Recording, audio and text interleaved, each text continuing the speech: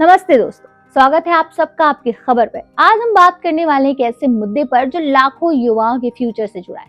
Title सुनते ही शौक लग सकता है, शादी हो जाएगी तो नौकरी नहीं मिलेगी। जी हाँ, अग्निवीर भारती 2026 को लेकर एक बड़ा अपडेट सामने आ रहा है और सोशल मीडिया पर इस बात को लेकर काफी चर्चा हो रही है। सबसे पहले चलिए आपको थोड़ा बैकग्राउंड समझा देते हैं। दरअसल सरकार ने 2022 में अग्निपथ योजना लॉन्च की थी। इसके तहत युवाओं को 4 साल के लिए आर्म फोर्स में सेवा का मौका दिया जा रहा था। इन्हें अग्निवीर कहा जाता है। 4 साल के बाद कुछ चुनिंदा कैंडिडेट्स को परमानेंट सर्विस का मौका मिलता है, जबकि बाकी को एक पैकेज के साथ सिविल लाइफ में वापस भेज दिया जाता है। इस स्कीम को लेकर शुरू से ही मिक्स रिएक्शंस आए। कुछ लोगों ने इसे देशभक्ति का नया मॉडल बताया, तो कुछ ने जॉब सिक्योरिटी को लेकर सवाल उठाए।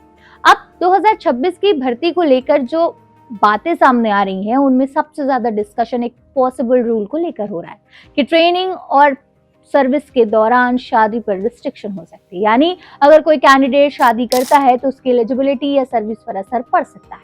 हालांकि ऑफिशियल नोटिफिकेशन का इंतजार अभी भी है, लेकिन रिपोर्ट्स और डिस्कशंस ने युवाओं के भी टेंशन बढ़ा दी।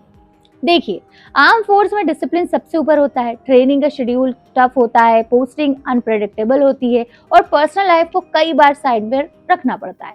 इसी वजह से कई फोर्सेस में पहले से ही कुछ कैटेगरीज में इनिशियल ईयर्स में शादी की इजाजत नहीं होती।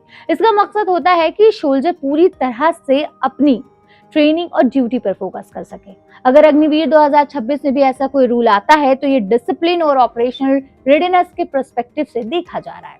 लेकिन दूसरी तरफ युवाओं का सवाल भी वैलिड है। बहुत से कैंडिडेट 21 से 23 साल की एज में भर्ती होते हैं। 4 साल बाद जब वो 25-26 साल के हो जाते हैं, तब तक उनकी पर्सनल लाइफ के डिसीजन भी इंपॉर्टेंट हो जाते हैं। अगर उन्हें लगे कि शादी करने से करियर पर रिस्क है, तो नेचुरली कंफ्यूजन और प्रेशर दोनों बढ़ेंगे।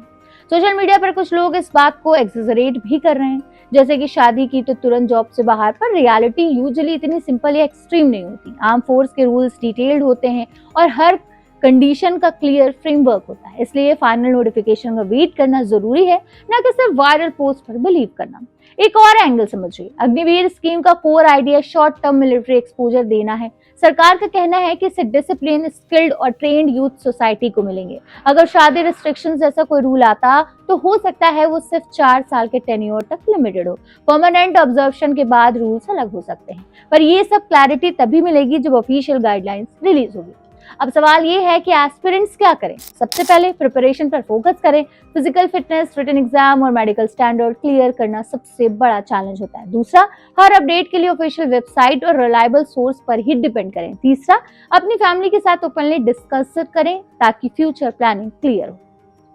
हर जॉब के अपने प्रॉस और कॉन्स होते हैं। आर्म फोर्स के एक नॉर्मल 9 to 5 जॉब नहीं है, यहाँ यूनिफॉर्म के साथ रिस्पॉन्सिबिलिटी भी आती है। अगर कुछ पर्सनल सैक्रिफाइस करने पड़ते हैं तो उसके साथ एक अलग लेवल का रिस्पेक्ट और प्राइड भी मिलता है। इसलिए डिसीजन इमोशनल या वायरल हेडलाइंस देखकर नहीं, बल्कि कंप्लीट इंफॉर्मेशन के बेसिस पर लेना चाहिए। तो क्या सच में शादी की तो हो जाएगी नौकरी बाहर? इसका सीधा जवाब अभी अवेलेबल नहीं है, लेकिन हाँ, हो सकता है कि रूल सिर्फ ट्रेनिंग पीरियड तक हो सकता है कुछ स्पेसिफिक कंडीशन हो। जब तक ऑफिशियल सर्कुलर नहीं आता तब तक पैनिक करने की जरूरत नहीं है।